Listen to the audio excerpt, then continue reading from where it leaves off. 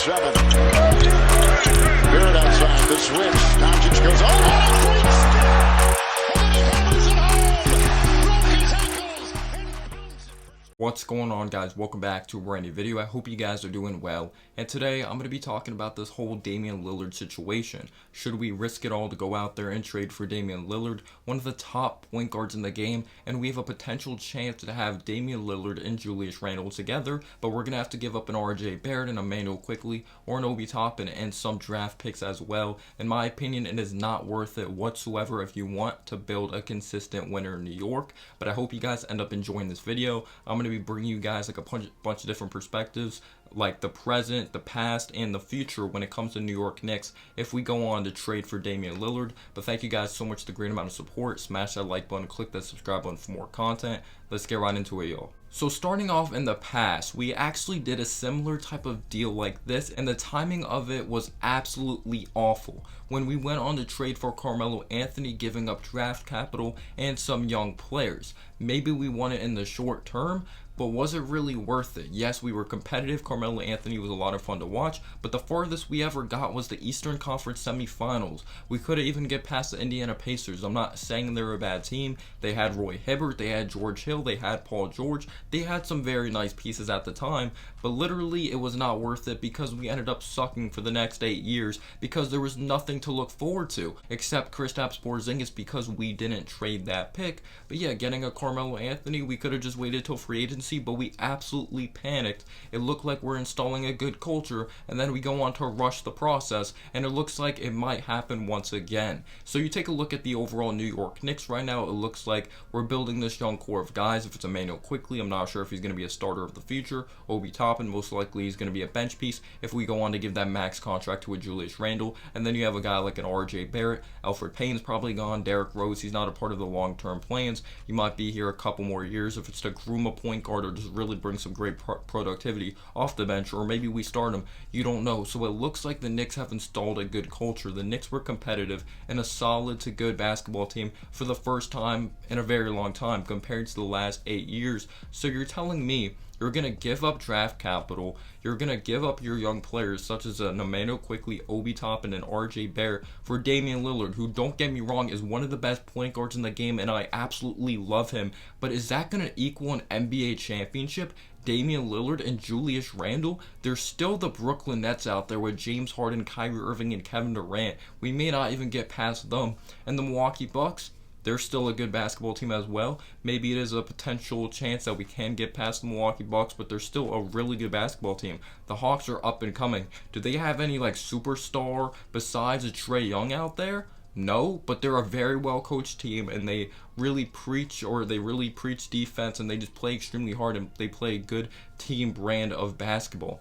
So Julius Randle and a guy of Damian Lillard, I do not think that's good enough to win an NBA championship, and it's not worth the risk in my opinion, because we'll be stuck in the same situation like the past of sucking for the next 8 years, giving up your draft capital, not building a longevity and consistent winner. If you want to build a consistent winner, you hold on to your assets for the future and you attract guys throughout free agency, because just think about this right now. If like next year's free agency class is off the charts, I'm not saying we're going to get a Kevin Durant, but there's some nice names out there like a Zach LaVine, like a Bradley Beal, and let's say RJ Barrett has a huge year, Julius Randle goes on to thrive, and like they improve in the playoffs and they make some really key adjustments to their games and they really mature more, and Bradley Beal's like, oh, I want to be a part of that. I want to play alongside an RJ Barrett, and guess what? We don't have to give up our draft capital. We don't have to give up our young players. And the only way I would do it if we trade for Damian Lillard is if we know Kawhi Leonard is coming, because Kawhi Leonard, Damian Lillard, and Julius Randle as your third option,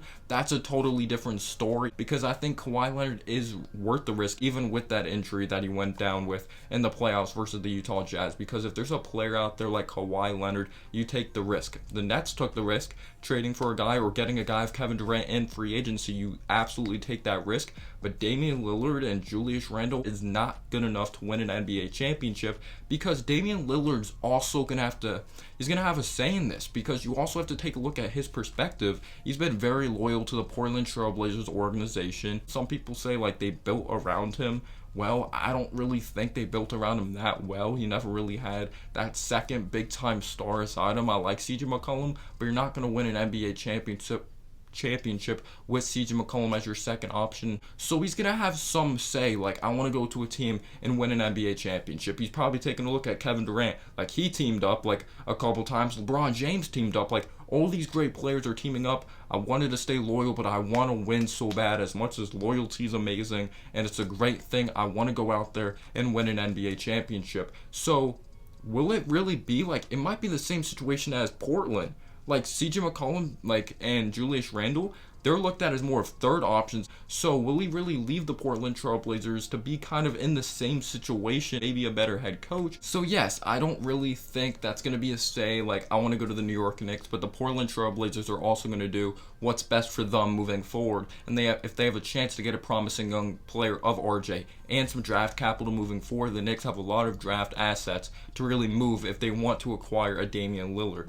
And how much better do we really get as a basketball team? We may advance like one more round. Again, it would be just like the Carmelo Anthony situation. Like, Amari Stoudemire is nice, but are you going to win with him as like that second option? Are you really going to win with Amari Stoudemire as that second option? You took a look at Steve Nash and Amari Stoudemire together. Of course, some great players, but were you really going to win with those guys and go out there and win an NBA championship? And those are some of my favorite players of all time. You can't win with Julius Randle as a second option. I'm only taking the risk if you have a chance to get Kawhi Leonard and you know he's coming for sure. Now you take a look at the future, but you also want to take a look at some positivity of this. Damian Lillard, he's probably going to break some three-point records, like point guard records. We've had some good point guards for sure, but we know he's going to break some big-time records. Like, it's going to be a fun team to watch, but is it going to be good enough to go out there and win an NBA championship? No, not in my opinion, unless like they really gel so well and we have some really surprising pieces and we go to the Eastern Conference Finals.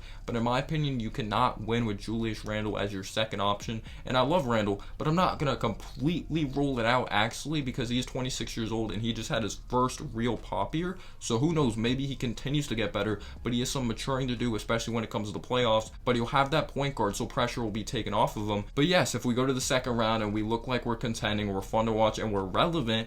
But Knicks fans, aren't you tired of, like, I know it was the 1 year, like this year, like we were relevant again, we were competing, but aren't you tired of, like, that's the goal, to be relevant? Don't you want to win an NBA championship again? Our last two NBA championships, 1970 and 1973, Phil Jackson won a freaking championship, the dude that was like close to ruining our franchise. So just think about it. Like, for a few years, we may be competitive and we might improve like one round. So you're telling me you're going to give up the entire future just to improve one round, and then for the next 8 years there's nothing to look forward to when it comes to young players or like draft assets or like years after that? I'm just not down with it. Like, we'll improve, but how much of an improvement is it really? How much will it really shift the entire team? Again, I'm only doing it if you can get Kawhi Leonard. I love RJ. I think RJ could be a good player. I'm not saying he's going to be better than Damian Lillard, but you just don't do that in my opinion. Thank you guys so much for watching, and as always, guys, have a humble day or night. Peace out, yo.